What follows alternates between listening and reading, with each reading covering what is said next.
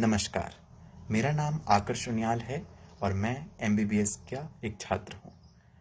आज मैं कोरोना के बारे में कुछ तथ्य आपके सामने बताने वाला हूँ, लेकिन उससे पहले मैं एक सूक्ति बोलना चाहूँगा जो कि है उद्यमेन सिद्ध्यन्ति कार्याणि न मनोरथे नहीं सुप्तस्य सिंहस्य प्रविशन्ति मुखे मृगा। अर्थात कर्म करने पर ही हमें फल की प्राप्ति होगी। जिस प्रकार सोए हुए शेर के सामने कोई भी हिरन आके नहीं लेटता। कोरोना एक बीमारी नहीं, महामारी है और उसमें हमें मिल के लड़ना होगा। यह एक कठिन युद्ध तो है, परंतु यह एक ऐसा युद्ध नहीं जिससे हम लड़ नहीं सकते। हमने इसको पहले हराया है, हम इसे अभी भी हराएंगे। हमने पहली पीक कम की है, हम दूसरी पीक भी कम करेंगे। उसी संदर्भ में आज मैं आपको कुछ चीज़ें बताने वाला हूँ। मेडिकल भाषा में जब हम किसी चीज़ का इलाज कहते हैं तो उसका इलाज सिर्फ दवाइयों से नहीं बल्कि बचाव से भी किया जाता है। 2 गज दूरी, मास्क है जरूरी, इसके बारे में तो आपने सुना ही है। लेकिन आज के परिप्रेक्ष्य में कैसे घर पे रहकर आप अपना इलाज कर सकते हैं, कैसे घर पे रहकर आप कोरोना में कंट्रीब्यूट कर सकते हैं, उसके बारे में मैं आपको बताने वाला हूँ। सबसे पहले तो हमें यह जानना है कि कब चिकित्सक परामर्श की हमें ज़रूरत है और कब नहीं। अगर आपको सिम्टम्स आ रहे हैं, अगर आपकी तबीयत खराब हो रही है, तो सबसे पहले तो अपने आप को आइसोलेट कीजिए। अपने आप को एक अलग कमरे में रखिए। वह कमरा हवादार हो, उस कमरे में खूब हवा आती हो, उस कमरे में लोगों की आवाजाही ना हो। अपने खान पान का ध्यान रखिए और अपने सिम्टम्स को लगातार मॉनिटर करते रहिए। मॉनिटर क्या करना है? क्या आपका बुखार तेज हो रहा है? क्या आपको सांस लेने में तकलीफ हो रही है? क्या आपका वजन घट रहा है? क्या पसीना आ रहा है? क्या आपको डायरिया जैसे सिम्टम्स तो नहीं आ रहे हैं?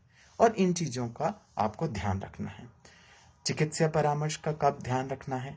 जब आपका जो है सांस लेने का रेट, जिसे हम ब्रीदिंग रेट कहते हैं, 24 बीट्स पर मिनट से कम, और अगर आपका जो ऑक्सीमीटर है, पल्स ऑक्सीमीटर से जब हम ऑक्सीजन लेते हैं, सैचुरेशन देखते हैं, वो 94% से कम हो, तो आपको चिकित्सक परामर्श की जरूरत है।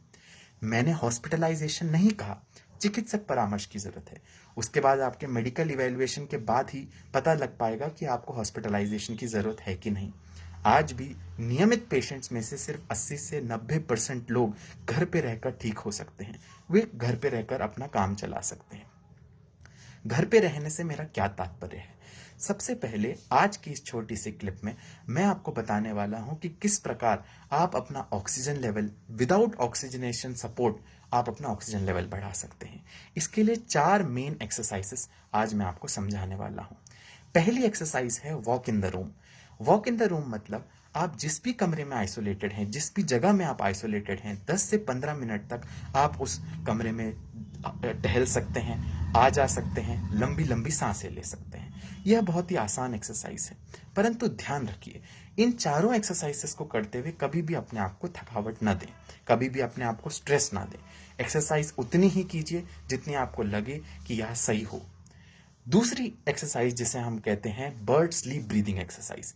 इसमें क्या किया जाता है, एक लंबी सांस लेने के बाद जिस समय पे आप सांस छोड़ रहे हैं, उस समय पे इस प्रकार से कीजिए जिस प्रकार से आप सीटी बजा रहे हैं।